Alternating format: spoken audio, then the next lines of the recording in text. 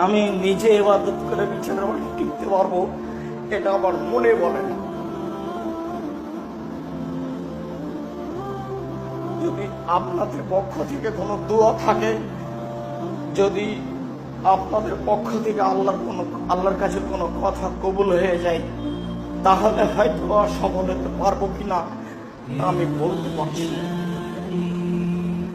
জাতির সামনে আমি ধর্মের নামে কোনোদিন ফাঁকি দিইনি, তবে জাতি যতটুকু মূল্যায়ন করেছে, আমার না চাইতে টাকা দিয়েছে, সেই টাকার জবাব যদি আমাকে বিচারের মাঠে দিতে হয়, তাহলে কি হবে তা আমি বলতে পারছি না।